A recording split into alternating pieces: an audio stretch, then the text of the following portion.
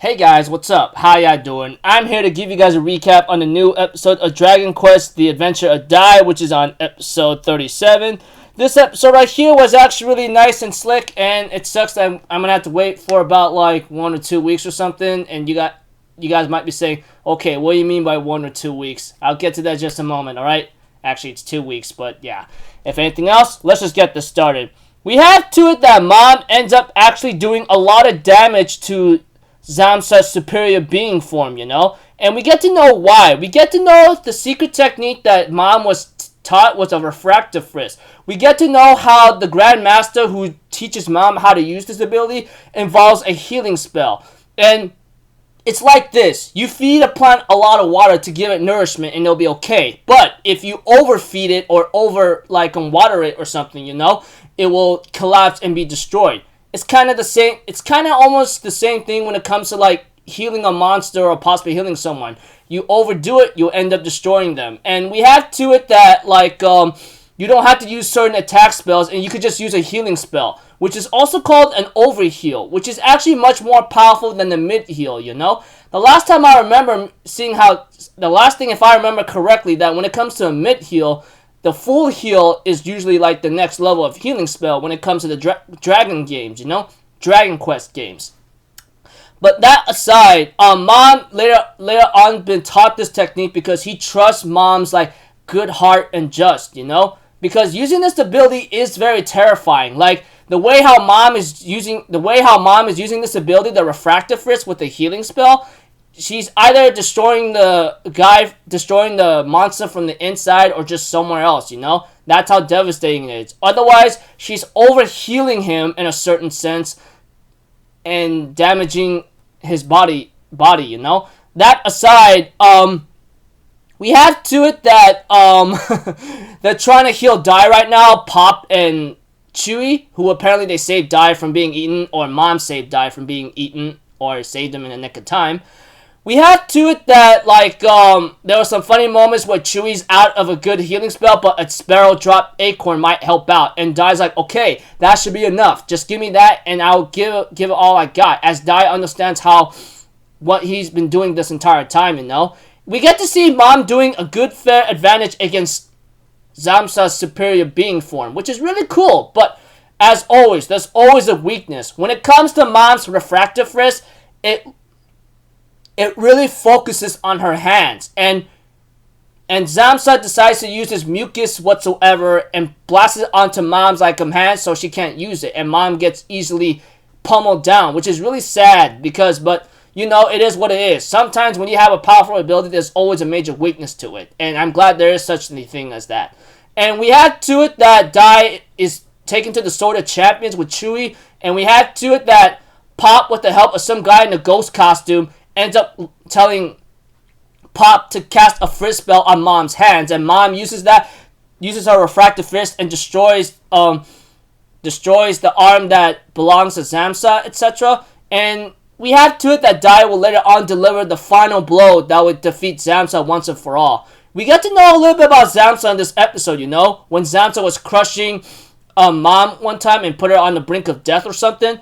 We have to that Zamsa is treated as a tool even by his own father, He remembers after what Mom tells Zamsa, if you can't treat any human being right, you'll more likely trash yourself. And this gives Zamsa a very bad, memory about his father treating him like garbage, saying, you're a tool for me, you can't be garbage, that kind of thing. And yeah, this was before when Dai delivered a final blow on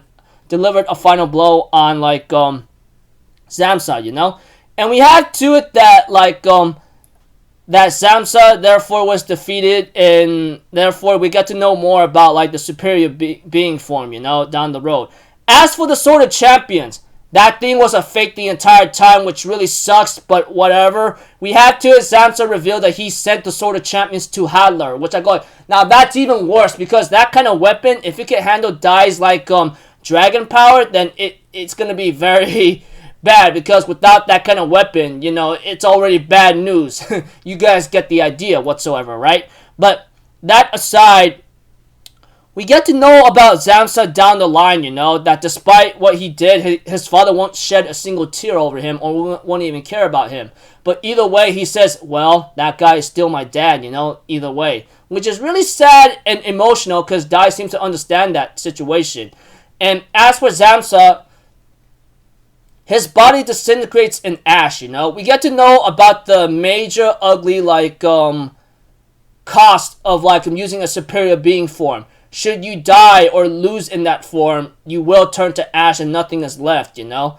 And we have to it that Zamsa therefore says, despite my father, like, treating me like garbage, you know, he's still my dad to the very end, you know. And deep down, I guess he wanted his father's love, you know, that kind of thing, which any child would want eventually, you know. But, you know, like, he said nothing is bad, you know. I get to be in a superior being form, and I decide to fight you guys, and nothing is in vain. Hopefully, my father will continue the research and finish things where we left off. Even Pop goes like, you know, all this time, maybe he just wanted to be praised by his own father. Even Dai's like, you know, I can understand that very much, etc. Then we get to see where Zalbera ended up getting the information from Zamsa, who threw it from far away, and says, thank you. Your life has only been brief for 200 years, but it was worthwhile a while. Your research shall produce the greatest thing of, like, the greatest, most powerful overfiend in the Dark Army, you know, that kind of thing. And we get to see Hadler in a freaking, like, possibly test tube right now, getting ready to be, like, be transforming, you know, that kind of thing. And we have to it that preview next episode, I think it's just going to be an entire recap, you know, a trail of adventure, the path forward. Pretty much, it's going to be a big recap of what Dai's adventure went through, you know, which is, like I said, why we had to wait about, like, 2 weeks, you know. It sucks, but it is what it is. Sometimes you always gotta have these kinds of, like, recap episodes in order for, like, other people to catch up, or I don't know what the reason is, but yeah. Anyways, this episode right here, Mom has become a major big improvement, man. I love the fact that she's a martial artist, and the style she mastered it in a couple of days, then it'll take years for everyone else, you know, which is really shocking and crazy, but I guess she's just meant for, fight close hand-to-hand combat, you know, which is shown a lot in the last few episodes and this episode, you know. And her refractive fist is very deadly, but like I said, there is a weakness to it. It involves her fist. Should her fist be gone or her hands be cut off, along with, like, should it be covered up to a point that it can't be used, then it's troubling. She can't use her powerful ability. Anyways, looking forward to, like, the next episode in 2 weeks, you know. Like I said, the next week is going to be a recap episode, and it's going to be a while, you know, but we're going to be entering summer 2021 anime very soon, so yeah, looking forward to that too. So until then, people, I'll see you guys in the next video. I'm Alpha Zero. Have a good day, and I'll see you guys next time, alright?